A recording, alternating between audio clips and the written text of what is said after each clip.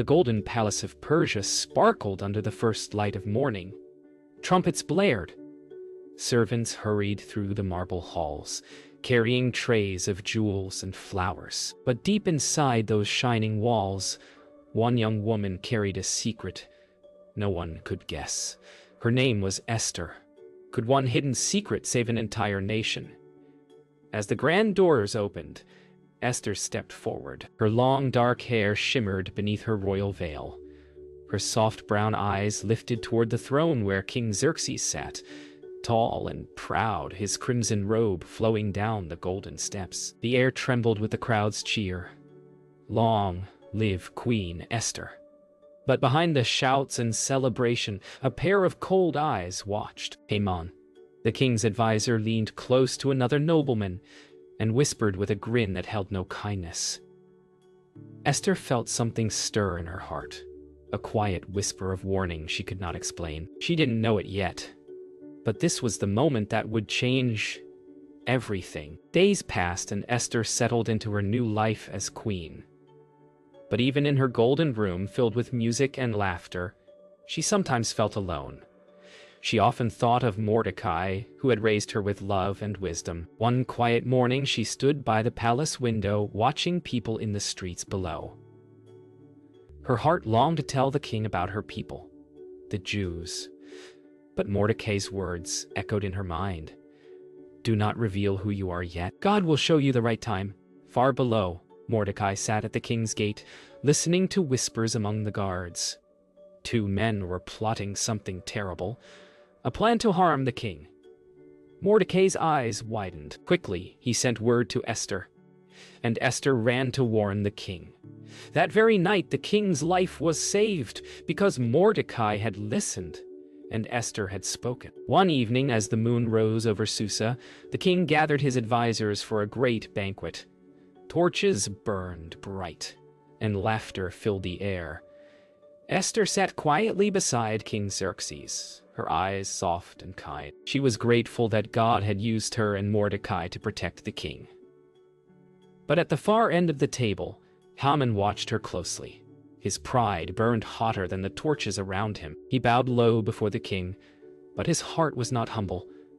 When the guests left, he passed by Mordecai at the gate, and Mordecai did not bow to him. Haman's eyes flared with anger.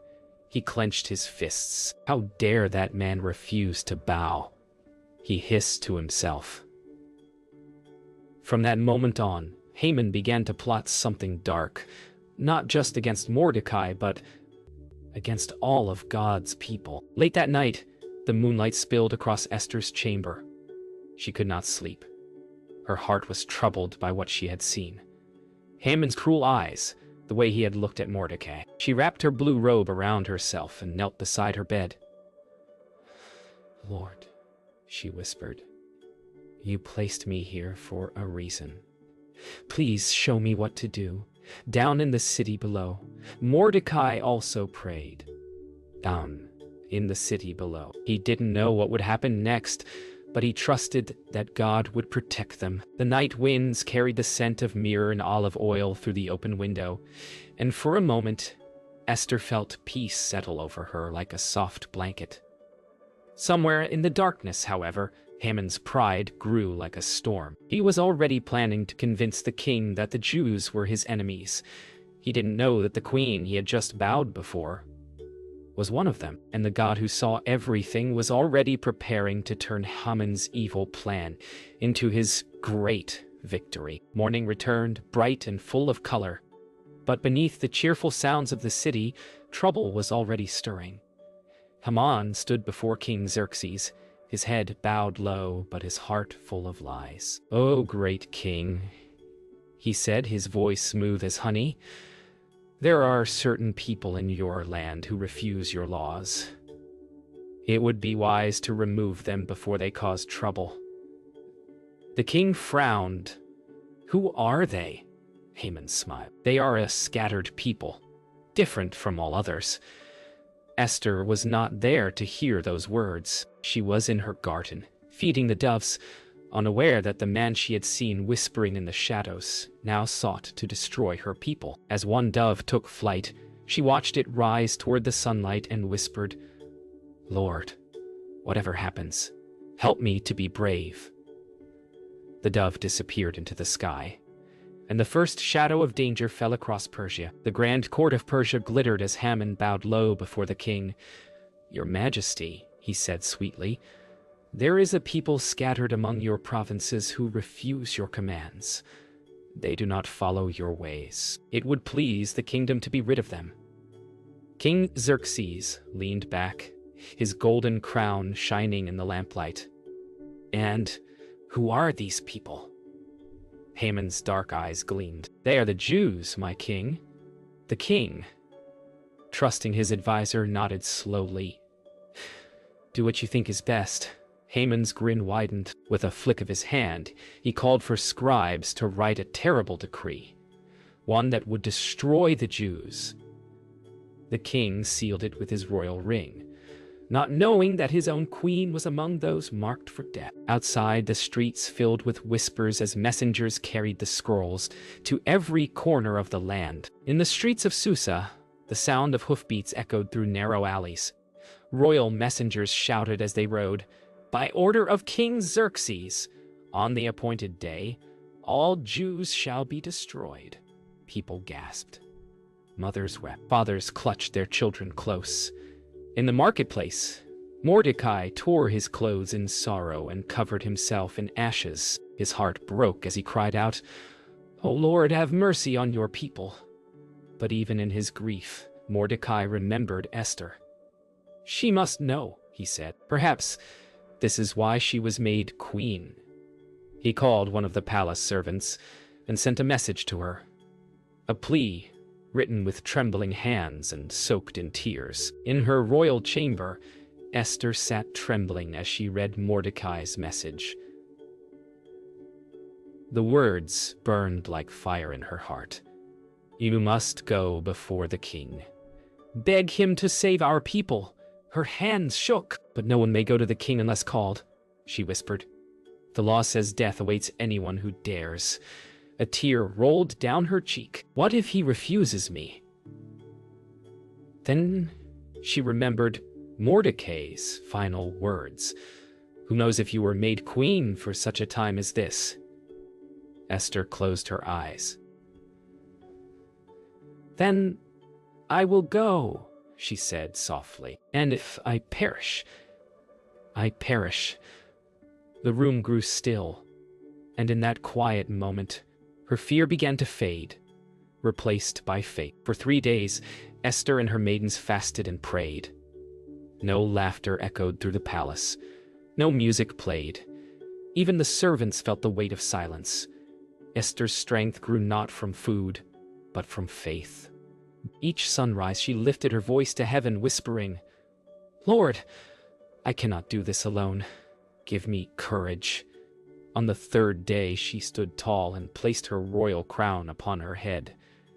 "It's time," she said. Her maidens looked at her in awe, their queen shining with quiet bravery. As she walked toward the throne room, her heart beat fast. The golden doors loomed ahead. Beyond them waited the king and her destiny. Outside the palace gates, Mordecai waited, his eyes fixed on the high windows where he knew Esther would appear. He whispered a prayer. "Oh Lord, give her favor before the king." Inside, Esther's footsteps echoed in the great hall. She knew the law. Anyone who approached the king uninvited could be put to death. Yet she kept walking. At that very moment, King Xerxes turned from his throne. His eyes widened as he saw Esther standing in the doorway, radiant, trembling, and brave. For a heartbeat, the world stood still. The guards tightened their grips on their spears. Then the king lifted his hand and stretched out his golden scepter toward her. She was safe. God had heard her prayer. The morning after Esther was spared, the palace buzzed with whispers. Everyone spoke of the queen's bravery, how she had walked before the king uninvited and lived. Yet no one knew the fear still resting in her heart. That night, Esther knelt again in prayer. "Lord," she whispered, "you've given me mercy. but my people are still in danger. What should I do next?" Her eyes opened slowly as an idea formed, a plan that would require courage and patience. She would invite the king and Haman to a banquet. There she would wait for God to show the perfect time to speak. As she rose, the moonlight touched her face. The quiet peace of faith had replaced the trembling fear of yesterday. The next morning, Esther put on her royal crown once more. She walked to the throne room where King Xerxes sat in judgment. Her steps were slow but steady. The king smiled as she entered. "My queen," he said, "what is your request? Even up to half the kingdom, it shall be given to you." Esther bowed gracefully. "If it please the king, let the king and Haman come today to a banquet I have prepared for them." The king nodded, intrigued. "Let it be so."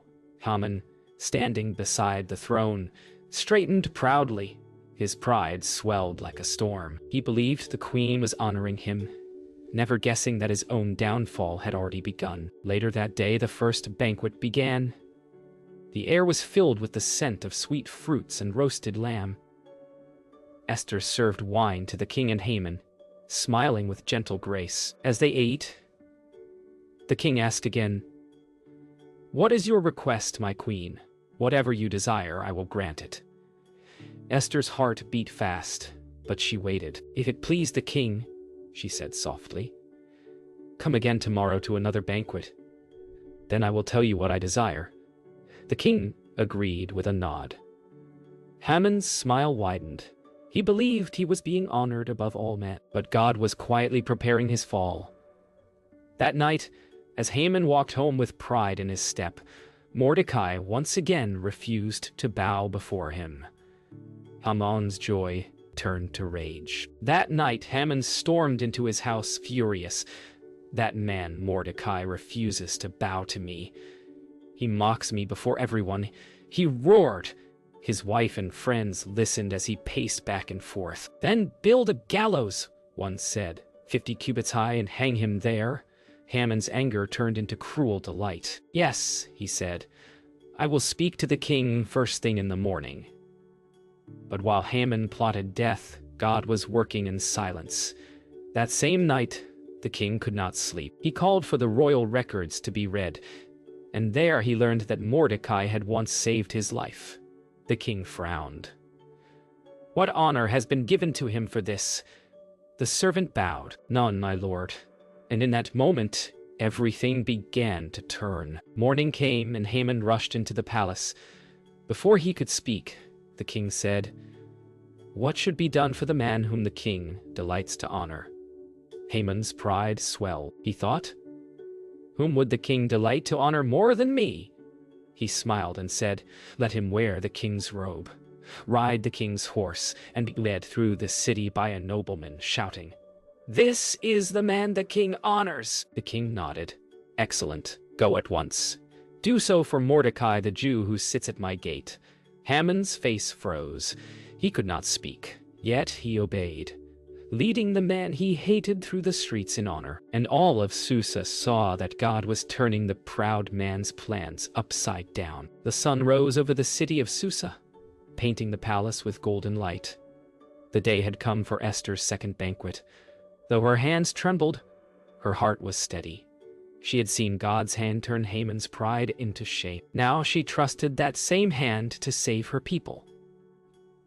In the courtyard, the king's chariot rolled forward, wheels glinting in the sunlight. King Xerxes rode proudly, his robe of red and gold flowing behind him. Beside him, Haman followed, his head bowed, his eyes still dark with humiliation from honoring Mordecai. From a balcony above, Esther watched silently. "Lord," she whispered, "you've begun to work. Help me finish what you've started." That afternoon, the royal hall shimmered with candlelight and music. The second banquet began. Esther sat between the king and Haman. Her calm smile hid the storm inside her heart. When the laughter faded, the king leaned forward. "My queen," he said kindly, "what is your request? Whatever you desire, even up to half my kingdom, it shall be granted." Esther took a deep breath. "If I have found favor in your eyes, O king," she said softly, "let my life be spared, and the lives of my people, for we are sold to be destroyed." The hall grew silent. The king's face darkened. Who would dare do such a thing? Esther's eyes turned slowly toward Haman. The adversary and enemy is this wicked man. "Haman!" Haman froze. His face turned pale. The king's voice thundered through the hall. "What? My queen, my own queen, is among the people you seek to destroy." He rose to his feet in fury, his robe sweeping across the floor. "Leave me," he shouted, storming into the garden to calm his rage. Haman fell to his knees before Esther, his voice trembling. "Please, my queen, spare my life. I did not know you were one of them." But his pleas found no mercy. Esther stood tall, her face calm but strong. "The God I serve sees the truth, Haman. You cannot hide from his justice." The king returned moments later, his anger blazing like fire. When he saw Haman fallen on Esther's couch, he roared, "Will he even attack the queen while I'm in the palace?" At once, guards rushed forward and seized Haman. One of them said, "My lord, a gallows stands ready at Haman's own house, the one he built for Mordecai."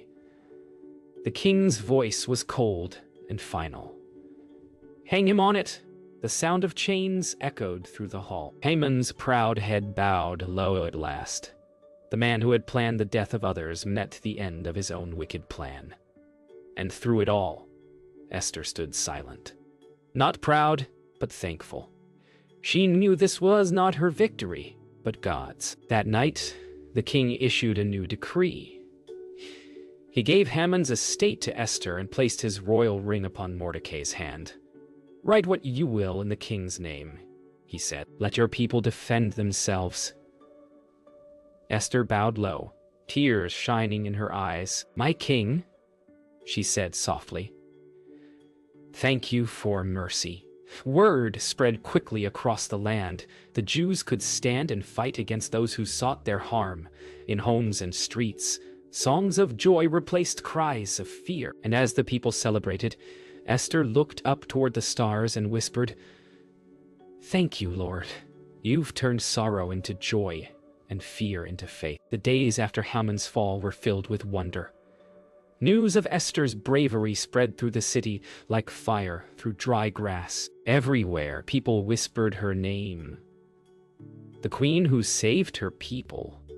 But Esther's heart remained humble. She knew the true glory belonged to God. One morning, she stood by the palace window, watching sunlight shimmer across the rooftops.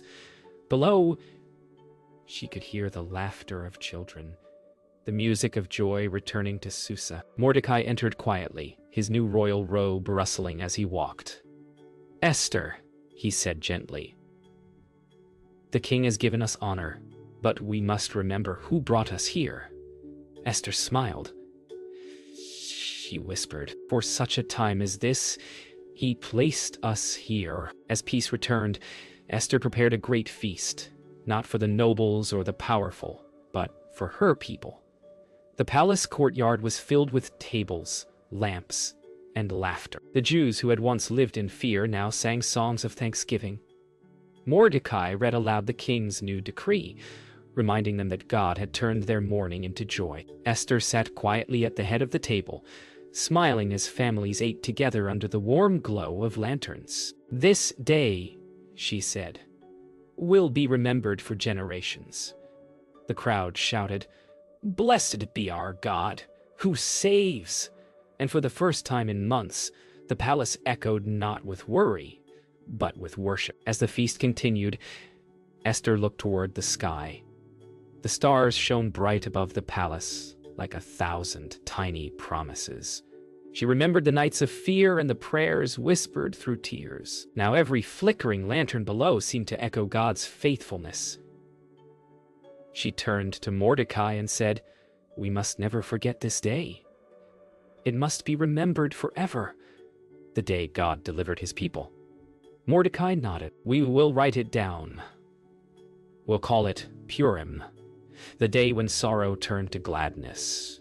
And so, a new celebration was born. A feast of remembrance, a day of victory, and a promise that faith and courage will always overcome fear. Days later, letters were sent across the kingdom. Mordecai, now second only to the king, wrote to every province declaring Purim a holiday of celebration and giving. "Share your food with the poor," he wrote. "Give gifts to one another, for God has turned fear into joy." Esther sealed each letter with the royal mark. "Let every family remember," she said, "that courage and faith are stronger than any decree of darkness." From Persia to distant lands, people rejoiced. Markets filled with color, laughter, and songs. And wherever those letters arrived, hearts lifted, because the story of one woman's faith was now a light to the world. That night, the palace grew quiet once more. Esther walked through the garden, the fragrance of flowers surrounding her. She looked toward the stars and smiled. "So many miracles," she whispered. "And to think, it all began with fear." She touched her pendant, the symbol of her faith, and closed her eyes. "Thank you, Lord," she prayed. "You were with me in every moment. You gave me courage when I was weak." In the stillness, a gentle wind rustled the leaves as if heaven itself was answering her prayer. The woman who once trembled in silence had spoken, and through her faith, a nation was saved. The morning after the letters were sent, messengers thundered through the city gates, carrying hope instead of fear. From every street corner rose the same sound, rejoicing. Yet inside the palace, Esther's thoughts were still heavy. "So many lives," she murmured. "Can one decree truly undo such evil?" Mordecai entered, holding the king's new seal. "The truth has gone out, my queen. The people will stand and not be afraid." Esther smiled softly. "Then let them see that the Lord who saves is greater than the laws of men." Outside, drums beat and voices sang. The kingdom was beginning to awaken to mercy. Across Persia, the news spread like light breaking the dawn. In one small village, families gathered to read the decree. Tears of relief streamed down faces that had once known only fear. Mothers hugged their children tightly. Fathers lifted their hands toward heaven in praise. "The queen has saved us," they cried. But Mordecai reminded them through his letters. It was not the queen alone. It was the Lord who guided her. The people built altars of thanksgiving and prayed that courage like Esther's would live in every heart forever. Back in Susa, King Xerxes summoned Mordecai to his throne. "Your wisdom has served my kingdom well," he said. "You shall wear my signet ring, and your words shall be as mine." Mordecai bowed deeply. "My lord, I serve only by God's favor, and by the courage of your queen." The king turned to Esther with a smile. "Truly, your people are blessed through you." Esther lowered her head. "May every ruler remember that mercy builds a stronger kingdom than fear." The throne room fell silent in awe of the faith that had changed an empire. When the appointed day arrived, enemies rose against the Jews, but the Jews stood firm. Strengthened by the king's decree and by their faith, they defended their families. In city after city, those who had plotted evil were defeated, and peace filled the land once more. Mordecai recorded every event, ensuring that the story of deliverance would never be forgotten. Esther ordered gifts for the poor, so even the least among them could rejoice. Where once there had been fear, now there was courage. Where there had been sorrow, songs filled the air. That evening, Esther walked once more through the quiet garden. The fountains whispered and moonlight shimmered on still water. She thought of every trial, the fear, the fasting, the risk, and how God had been faithful through it all. Mordecai joined her, his eyes gentle. "You were brave, Esther. Because of you, our people live." She shook her head. "Because of God, Mordecai. I was only his servant." The two looked toward the city where lamps twinkled like stars. In that moment, they knew the truth. The power of one obedient heart could change the fate of a nation. Morning light poured over the kingdom of Persia. Bells rang from every tower. Messengers galloped through the streets shouting, "Peace has come. The people of the Jews are safe." From the poorest homes to the royal palace, joy overflowed. The same streets that once echoed with fear now danced with music. Esther stepped onto her balcony and watched the crowds below. "Thank you, Lord," she whispered. "You have turned our sorrow into singing." Behind her, Mordecai entered smiling. "The city rejoices, Esther. The people will never forget what you have done." Esther looked up at the sky. "Not what I have done," she said softly, "but what God has done through me." That evening, a great festival filled the palace courtyards. Tables stretched as far as the eye could see. Music echoed against the stone walls. Families ate together. Children laughed, and elders wept tears of joy. Mordecai stood before them, reading the decree once more. "These days shall be remembered and kept by every generation," he declared. "For our God has turned despair into deliverance." Esther raised her cup and spoke. "Let the feast of Purim remind us forever that courage and faith are stronger than fear." The crowd shouted together, "Amen." The celebration spread across every province. From Persia's deserts to its mountains, people rejoiced. Letters of thanks poured into Susa. Esther read them one by one, messages from families she had never met. "They thank us, Mordecai," she said with wonder. "But I only did what was right." Mordecai nodded. "That's what true courage is, doing what is right, even when it's hard." Esther smiled. "Then may every child who hears this story know that even one voice can make a difference when it speaks with faith." In the days that followed, Mordecai continued serving as counselor to the king. He ruled with wisdom, mercy, and justice, and all Persia respected him. But in the quiet of her garden, Esther often reflected on the journey that had brought her here. From orphan to queen, from silence to courage. She knew she had not stood alone. God had guided her every step. And so she taught the children who visited the palace, telling them, "When you face fear, remember, God can use even the smallest voice to do great things." Their laughter filled the air like music of new beginnings. Years later, the story of Esther was told in every home. A story of faith, courage, and love. Mothers told their children, "Once there was a woman who risked her life to save her people." And each year, when Purim returned, the people remembered not only the queen who spoke to a king, but the God who spoke through her. In the royal courtyard, Esther stood beside Mordecai as the festival began again. Trumpets sounded, and laughter filled the air. She looked toward the horizon, where the sun was setting in gold and crimson. "This is not the end," she whispered. "It is the beginning of hope that will never fade."